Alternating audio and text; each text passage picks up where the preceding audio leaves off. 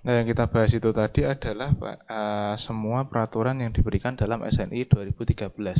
Nah, sekarang kalau kita lihat perbandingannya dengan ketentuan yang lama atau SNI 2002, itu kurang lebih ada beberapa hal yang menjadi beda ya, Dek.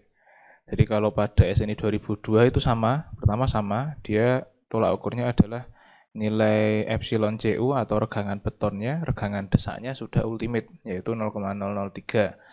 Nah, jika hal tersebut didahului dengan lelehnya baja, tulangan tarik epsilon S lebih dari epsilon Y, maka penampang tersebut dalam kondisi under-reinforced. Ini setara dengan kondisi TCS kalau pada 2013. Kemudian jika hal tersebut terjadi tepat bersamaan, artinya epsilon S-nya itu sama dengan epsilon Y, maka kondisinya balance. Tapi ini ya dia, ini adalah kondisi under reinforce, ini adalah kondisi balance. Kemudian jika hal tersebut terjadi sedangkan baja tulangan tarik itu masih elastik, artinya epsilon C-nya sudah 0,003 atau sudah ultimate, tetapi epsilon S-nya masih kurang dari epsilon Y, epsilon yield, maka kondisinya berarti over reinforce yang ini. Jadi regangan tariknya kecil sekali. Nah, ini setara dengan CCS atau Compression Controlled Section. Kemudian selain itu, dalam SNI 2002 nilai V-nya itu 0,8 berlaku untuk elemen struktur dengan beban lentur dan aksial plus lentur tanpa membedakan kondisi jenis kegagalannya under reinforce atau over reinforce. Beda dengan yang 2013. Kalau 2013 kan dibedakan. Dia kondisinya TCS atau CCS, nanti akan beda. Atau transisi, itu akan beda lagi nanti V-nya. Nah, ini adalah notasi-notasi baru yang muncul dalam 2013 dibandingkan dengan 2002. Ada istilah baru diantaranya ada regangan tarik neto atau net tensile strain, epsilon T notasinya, kemudian ada batas regangan terkendali tekan atau CCS L atau CCL, epsilon CCL, itu adalah perbandingan dari regangan segitiga pada serat tulangan terluar dibandingkan dengan segitiga yang ke titik berat tulangan. Kan gini ya dia, diagram regangan itu. Nah, ini titik berat yang di atas ini adalah titik berat tulangan, yang ini adalah tulangan terluar. Gitu, perbandingannya dikalikan dengan epsilon Y, maka akan ketemu epsilon CCL. Kemudian untuk ada istilah baru terkait compression controlled section atau CCS, itu sama dengan penampang terkendali desak apabila epsilon T-nya kurang dari sama dengan epsilon CCL. Itu faktor reduksinya 0,65 atau 0,775, tergantung apakah dia spiral atau non spiral. Kemudian untuk penampang terkendali tarik atau tension controlled section itu atau over reinforce, jadi itu atau under reinforce. Jadi epsilon T-nya melebihi 0,005. Nah, dia terkendali tarik maka V-nya 0,9. Kemudian untuk zona transisi yaitu antara keduanya ini itu dihitung apakah dia spiral atau non spiral, tergantung. Nah, inilah jadi yang menjadi acuan SNI sejauh ini sebagian besar mayoritas adalah mengacu dari ACID, peraturan Amerika. Oke, kita masuk ke hitungan rasio tulangan balance. Sebagaimana yang kita sudah bahas sebelumnya, ini adalah contoh penampang dari beton dengan tulangan dengan luasan ASB, betonnya dengan lebar B, dan jarak antara serat terluar beton pada bagian desak ke titik berat tulangan itu adalah D. Kemudian CB adalah jarak garis netral, AB adalah tinggi ekivalensi ke garis netral. Nah, untuk kurva regangannya itu kurang lebih seperti ini ya, Dek ya. Jadi epsilon C sama dengan 0,003. Jadi ketika kita mau menghitung kapasitas nominal itu selalu dikondisikan epsilon C-nya sudah ke ultimate 0,003. Kemudian epsilon untuk tulangannya sudah epsilon Y atau sudah yield. Nah, kalau kondisinya ini sudah sama, artinya kondisi betonnya sudah ultimate dan tulangannya sudah yield, maka itu kondisinya balance karena sama-sama leleh gitu. Di mana epsilon Y-nya sama dengan FY dibagi ES. Untuk diagram tegangannya seperti ini. Jadi ini pakai yang metode Whitney ya, yang persegi. Persegi dengan tingginya adalah AB, ini tinggi ekivalensi dari garis netral, kemudian besarannya bukan lagi Fj aksen tapi 0,85 Fj aksen. Dengan posisi gaya desaknya ada di pusat titik berat area desak, yaitu ada di tengah sini ya. Ada di posisi AB per 2 karena ini tingginya persegi.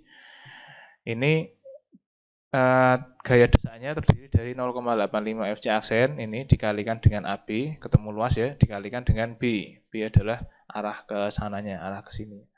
Arah ke lebar baloknya. Nah, ini nanti ketemu gaya desak. Kemudian gaya desak ini sama dengan supaya berimbang. Jadi dia sama dengan gaya tariknya yang bekerja pada titik berat tulangan. Titik berat tulangan atau gaya tariknya ini sama dengan ASB, yaitu luas tulangan dikalikan dengan FY. Nah, ini hasilnya akan jadi force D. Ini bekerja secara berkebalikan dengan lengan sebesar Z, di mana Z adalah D kurangi AB per 2. Ini jadi momen couple. C-nya, ini kalau tidak percaya, Fj aksen ini kan satuannya Newton per milimeter persegi. Dikalikan AB itu milimeter. Dikalikan dengan B itu milimeter, maka ini hilang ya, tinggal N, jadi dia gaya. Begitu juga untuk yang ini, ya, ASB itu kan milimeter persegi dikalikan FY-nya itu Newton per milimeter, milimeternya hilang, milimeter perseginya hilang, tinggal Newton. Jadi sama-sama gaya, jadi saling berkebalikan. Kalau dikalikan dengan lengan atau jarak, maka akan menjadi momen, sebuah momen ya, momen couple. Oke, sekarang kita masuk ke sini. Di mana C sama dengan T, maka C-nya diuraikan menjadi seperti ini dan T-nya juga diuraikan, maka akan didapatkan persamaan baru yaitu AB sama dengan ASB kali FY per 0,85 Fj aksen dikali B. Nah, kemudian di lain sisi AB itu adalah, ini adalah hasil uraian dari atasnya ya. Kemudian di lain sisi AB adalah CB dikalikan beta 1. Nah, sekarang kita harus menghitung CB. CB itu bisa dihitung dengan perbandingan segitiga ini, perbandingan segitiga pada diagram regangan ini. Jadi 0,003 atau regangannya si beton dibagi dengan 0,003 ditambah epsilon Y dikalikan dengan D. Sama dengan epsilon Y-nya diurai menjadi FY per ES, kemudian ES-nya adalah 200.000 ya untuk baja.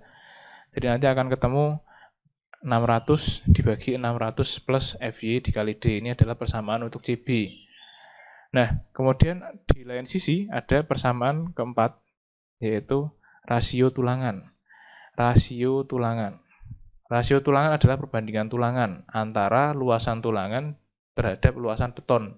Jadi di sini harus dihitung luasan tulangan dibagi dengan luasan betonnya, di mana luasan betonnya adalah luasan betonnya itu B dikalikan D. Jadi rasio tulangan itu bisa dihitung menjadi seperti ini.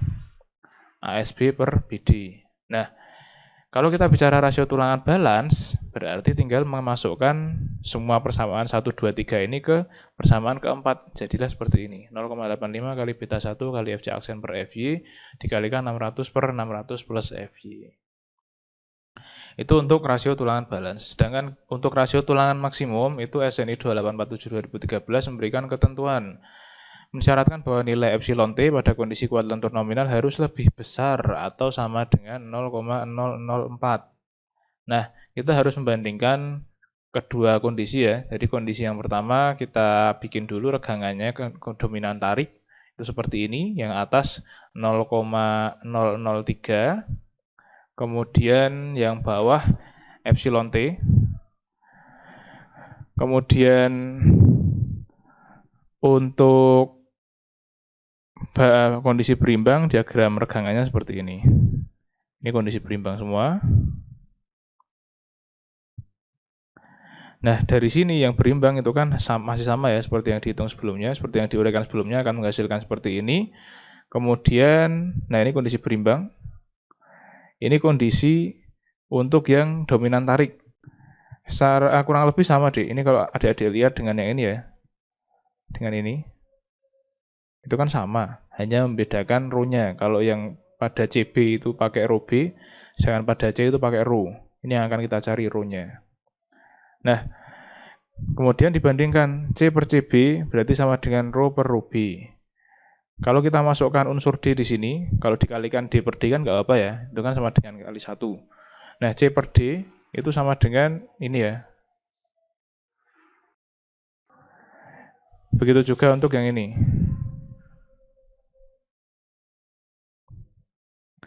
Maka akan menjadi rho max sama dengan rho max atau rho B, rho max atau rho sama dengan 0,03 tambah Fy per S dibagi 0,03 plus epsilon T dikalikan rho B, ini hilang.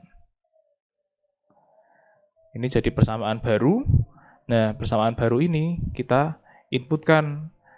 Kalau kondisinya kita minta epsilon T-nya 0,004, maka untuk Fy 240 akan ketemu rho max sebesar ini. Kalau Fy-nya 400 ketemu sebesar ini.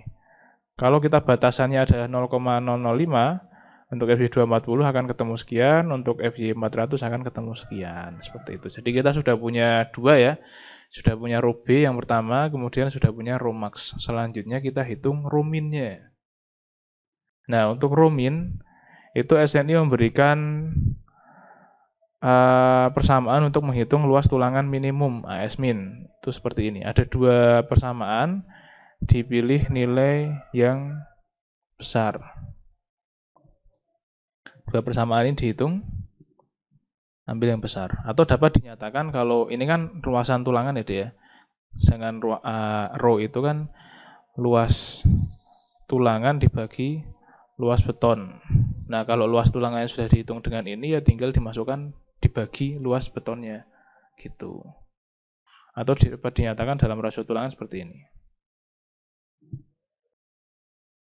Ini adalah hasil dari dua persamaan ini dipadukan mana yang lebih besar. Gitu deh.